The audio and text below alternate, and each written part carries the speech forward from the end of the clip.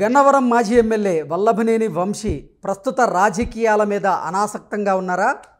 అయినప్పటికీ ఆయన్ని రాజకీయాల్లోకి బలవంతంగా లాగేందుకు ఇప్పుడు వైకాపా నేతలు ప్రయత్నం చేస్తున్నారా? అందులో భాగంగానే వల్లభనేని వంశీ రాజకీయాల్లో యాక్టివ్గా మారబోతున్నారని వైకాపా నేతలు ప్రచారం చేస్తున్నారా? ఆ ప్రచారం ఇప్పుడు వల్లభనేని వంశీకి తలనొప్పిగా మారిందా అంటే అవుననే సమాధానం ఇస్తున్నారు కొంతమంది రాజకీయ విశ్లేషకులు. ఈ నేపథ్యంలోనే ఈ అంశం మీద మనం పూర్తి స్థాయిలో విశ్లేషణ చేసుకుందాం. ప్రస్తుతం మనతో పాటున్నారు ప్రముఖ రాజకీయ విశ్లేషకులు, ప్రముఖ సీనియర్ జర్నలిస్ట్ దుర్గా వడ్లమణి గారు. వారితో మాట్లాడదాం. మేడం నమస్తే. మేడం నమస్తే అండి. ప్రస్తుత రాజకీయాల మీద గన్నవరం మాజీ ఎమ్మెల్యే వైకాపా నేత అయినటువంటి వల్లభనేని వంశీ అనాసక్తంగా ఉన్నారని, అయినప్పటికీ ఆయన్ను బలవంతంగా రాజకీయాల్లో యాక్టివ్గా చేసేందుకు వైకాపా నేతలు ప్రయత్నం చేస్తున్నారని, అందులో భాగంగానే ఆయన యాక్టివ్గా ఉన్నారు అనేటువంటి ప్రచారం చేస్తున్నారని, ఇప్పుడు ఆ ప్రచారం వల్లభనేని వంశీకి తలనొప్పిగా మారింది అనేటువంటి వార్తలు వస్తూ ఉన్నాయి. దీని మీద మీ విశ్లేషణ ఏంటి మేడం? అంటే నిన్న వెళ్ళి కలిశారు వల్లభనేని వంశీ ఎవరు జగన్మోహన్ రెడ్డి అని తెలుస్తోంది. మీకు తెలుసు వల్లభనేని వంశీ కావచ్చు, కొడాలి నాని కావచ్చు, అసలు ఈ పార్టీలో చేరినప్పుడు ఫస్ట్ కొడాలి నాని చేరి తర్వాత వల్లభనేని వంశీని కూడా ఇందులోకి లాగి, ఎందుకంటే ఇద్దరు సినిమా నిర్మాతలుగానో లేకపోతే సినిమాల కొండల్లో ఏదో సమ్ బిజినెస్ చేశారు, వాళ్ళిద్దరు వ్యాపార సంబంధం ఉంది వాళ్ళిద్దరికి. ఆ నేపథ్యంలో ఇతను ఇందులోకి చేర్చాక వల్లభనేని వంశీ కొడాలి నాని ఏ రకంగా వాళ్ళు తిట్టడానికి అలవాటు పడ్డారు, ఒక అసెంబ్లీలో వాళ్ళు ఏ రకంగా మాట్లాడారు, ముఖ్యంగా వల్లభనేని వంశీ. అంటే ఇవన్నీ మనకు తెలిసిన విషయాలు. అంటే ఒక మంచిగా ఉండే వ్యక్తులు వైసీపీలోకి వచ్చాక ఎట్లా ట్రాన్స్ఫర్మేషన్ జరుగుతుంది అనేది మనకి ప్రత్యక్ష సాక్షులు వీళ్ళు. అటువంటి వల్లభనేని వంశీ బాగా తిట్టడంలో ఆరితేరిన వల్లభనేని వంశీ తర్వాత జగన్మోహన్ రెడ్డి ఎప్పుడైతే వై నాట్ 175 అంటూ మళ్ళా 30 ఏళ్ళు మనమే అని చెప్పడంతో వీళ్ళందరూ రెచ్చిపోయారు. అదంతా మనం చూసాం కళ్ళతోటి. సో అయితే ప్రజలు తెలివితేటలు సరిగ్గా పనిచేశాయి కాబట్టి వాళ్ళు వాస్తవాలు అర్థం చేసుకుని జగన్మోహన్ రెడ్డిని పక్కకు పెట్టారు. ఆ పెట్టడంలో చాలామంది ఓడిపోయారు. ఎవరు? ముఖ్యంగా వల్లభనేని వంశీ కావచ్చు, కొడాలి నాని కావచ్చు, వీళ్ళందరూ కూడా ఓడిపోయారు. ఈవెన్ రోజా కావచ్చు. అంటే నోరు పుచ్చుకుని బతికిన వాళ్ళందరూ ఓడిపోయారు. బూతులు మాట్లాడిన వాళ్ళందరూ ఆల్మోస్ట్ ఓడిపోయారు. అంటే ప్రజలు ఇలాంటి వాళ్ళని తిరస్కరిస్తారు, ప్రజలు ఇలాంటి వాళ్ళని కోరుకోవట్లేదు అనేది అర్థమైంది. అయితే వల్లభనేని వంశీ ఎప్పుడైతే అరెస్ట్ అయ్యి జైలుకి వెళ్ళారో మనం చూసాము. వల్లభనేని వంశీ భార్యతోటి జగన్మోహన్ రెడ్డి మాట్లాడడం, పరామర్శలు చేయటం అవన్నీ మనకు తెలుసు. వల్లభనేని వంశీలో ఇప్పుడు ఇంకొక రకమైన ట్రాన్స్ఫర్మేషన్ వచ్చింది. చాలా అందగాడు అని చెప్పిన వల్లభనేని వంశీ జగన్మోహన్ రెడ్డి కితాబ్ ఇచ్చాక ఏ రకంగా తయారయ్యాడు, జుట్టుకు రంగేసుకోవడం మానేశాడు. అతనిలో ఉండే ఆ ముసలి రూపం మొత్తం బయటకు వచ్చి, అంటే వల్లభనేని వంశీ ఊహించనిది లైఫ్లో జరిగింది. అంటే అతను తెలియకుండా పశ్చాత్తాపడుతున్నాడా తను చేసిన తప్పులకి? అంటే ఎలా ఉండాల్సిన జీవితం ఎలా అయిపోయింది, ఎలా ఉండేవాడిని ఎలా అయిపోయాను అనేది అతను అంటే పైకి చెప్పకపోవచ్చు కానీ మనసులో మదన పడుతున్నాడా అనేది ఇప్పుడు ప్రజల్లో ఉండే సందేహం. ఎందుకంటే ఒక మనిషి అంత కుంగిపోయాడు అంటే ఖచ్చితంగా అది తను చేసిన తప్పులకే కుంగిపోతాడు.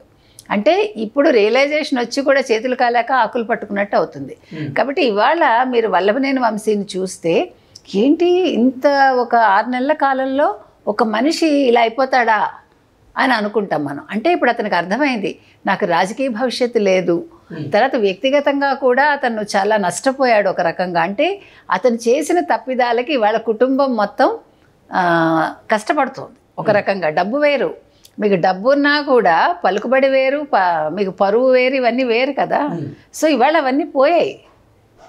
అందుకని మొన్న గూడూరు వెళ్ళి మా జగన్మోహన్ రెడ్డి వెంట ఉండడం అంటే ఇంకా తప్పనిసరి పరిస్థితిలో ఉన్నాడా అతను అన్యమనస్కంగా అనేది ఒకటి. రెండోది, ఇప్పుడు నాకు ఫ్యూచర్ లేనప్పుడు నేను ఇంక యాక్టివ్గా ఉండి ఏంటి ప్రయోజనం? నిన్న జగన్మోహన్ రెడ్డి కొంచెం మెత్తగా చీవాట్లు పెట్టాడు వల్లభనేని వంశీకి, కొడాలి నానికి అంటున్నారు.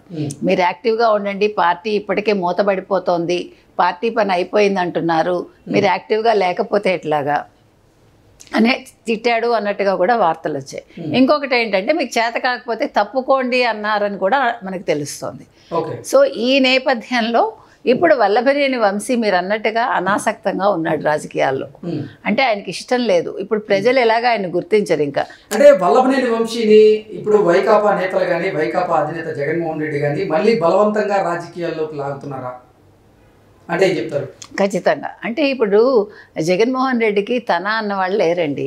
నిన్న యాక్చువల్గా విజయలక్ష్మి గారిని కలిశాడు అతను.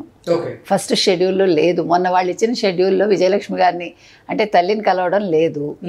నిన్న మార్నింగ్ సాక్షి వాళ్ళ న్యూస్లో వాళ్ళు ఆయన షెడ్యూల్ ఇస్తూ తల్లిని కలుస్తారు లోటస్ పాండ్లో అన్నారు. తల్లిని కలిశాట.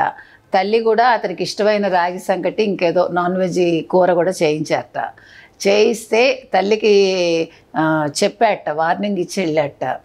చెల్లిని జాగ్రత్తగా ఉండమని, చెల్లి పద్ధతి బాగలేదు, ఇలా కాదు అంటూ ఏంటో చెప్పాడు అని ఒక వార్త వచ్చింది.